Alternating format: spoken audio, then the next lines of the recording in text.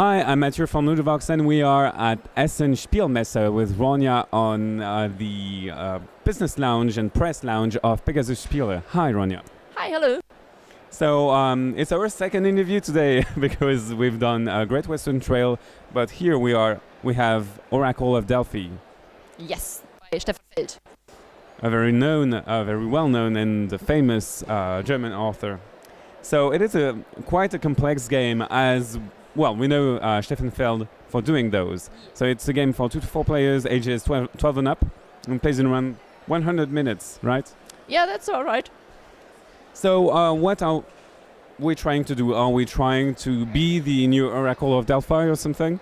No, we are assisted by the Oracle of Delphi in our competition against the other players, because the Greek god Zeus has called out for mortals to compete to prove their worth and be allowed to visit the Olymp. And only the one who is the first to complete all 12 tasks that Zeus asks will be the one allowed in. Okay, and we want in because it's a great place, and well, Greece is so 2015, right? Definitely. Yeah. So, is it a victory points game, or do we have a timer regarding to the tasks? It's really kind of a race, because the first person to complete all tasks is simply the winner. Okay. So you have to complete all tasks and then get back to Zeus to claim your prize, and that's it. Teleportation. So, how do we play the game? Yeah, well, you have 3 action dice in this game, which have different colored sides. And it works a little bit like in Castle of Burgundy, so you will choose a dice and do an action with it, but the color only determines which color it is that you interact with in this action. It doesn't tell you which action you actually take. So, for example, where's the ship right now?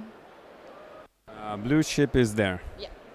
Okay, so if I wanted to sail to this spot, say, I would need a green die to be allowed, because I can sail 3 steps with a sailing action, and I would end up on a green space, so that's why I would use a green action. Or I could pick up a green statue with a green action, or claim a sacrifice, which I have to deliver to a temple, which is green, and then put it transport it to the green temple. Or I could fight a green monster, whichever I like, as long as the color matches. If I can't really use the color I have, I can spend favors of Zeus to change the color according to the table here. So each step costs 1 favor, and yeah, then I can use the other color instead. Okay, and what do the favors do? How do they work? Are they negative stuff, or do we gain them at some point in the game? You gain them during certain actions, so if you discover certain islands, you will get it. Or if you bring 3 sacrifices to the temples, each time you bring a sacrifice to the temple, you will gain 3 favors. Okay. And they will allow you to change the color of your dice, and they will allow you to sail another space on the board. And they also help you fighting against monsters, because a monster at the start of a battle will have a strength of 9, and you will roll a 10-sided die against it, which has a maximum of 9. So there's a 1 in 10 chance that you beat it in the first round, and then you can spend 1 favor for another round of battle, and then the strength will only be 8. So your chances increase the longer you fight, and it really pays out to have a lot of favors with you when you fight, to make sure you will win in the end and wear the monster down.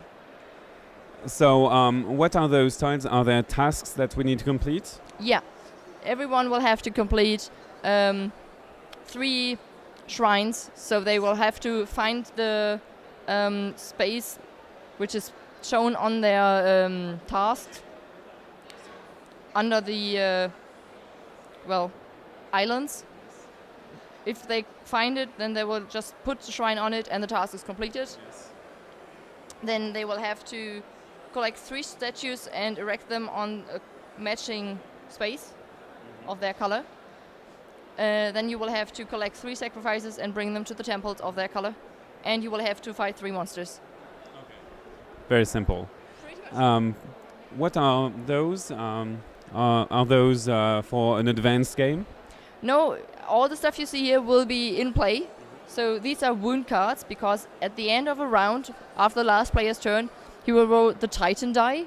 So there's a Titan roaming about and beating up the players pretty much. So the last player will roll the die and everyone will compare the result to their shield value. And if it's at least as high as the number that was rolled, they're safe. But if the number on the die is higher, they will get a wound.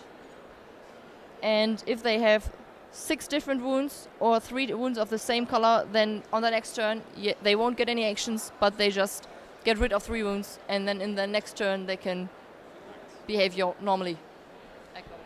And what are those? I'm intrigued because I can see that you can trade stuff to have maybe favors.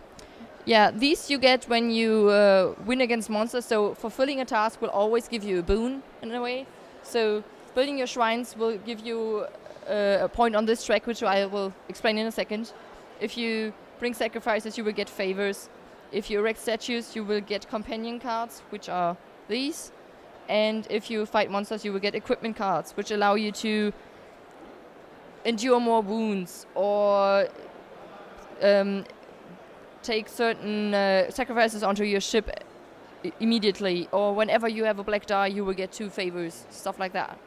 Then with the statues, they will allow you to ignore all wounds of a certain color, or they will allow you to use a certain color as a joker die, so you can use it for whichever color you like. Yeah, that's what they do. And you always pick one when you erect a statue, so the first one to build a blue statue will get first choice of the 3 companions in blue, and then the second one will only have 2 available, and so on.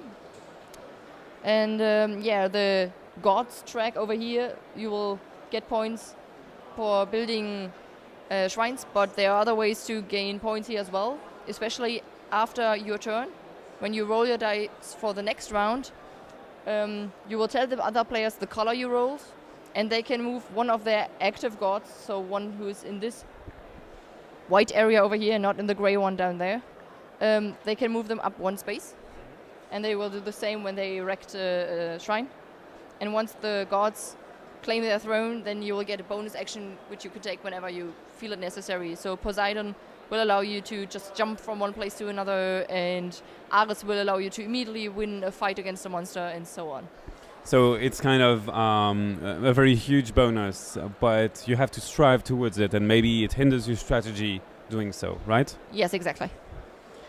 Okay, and you told me that you had a small anecdote about this game. Yeah, well, as you said, Stefan Feld is a very well-known author in Germany, and most people might know that usually he only thinks of the mechanics. So he has an idea, this might work well together, but he never cares with theme. So it's usually the editor of the game who gets the idea what theme to use. But in this one, he actually approached it and says, okay, it has to be Greek mythology, I won't allow anything else.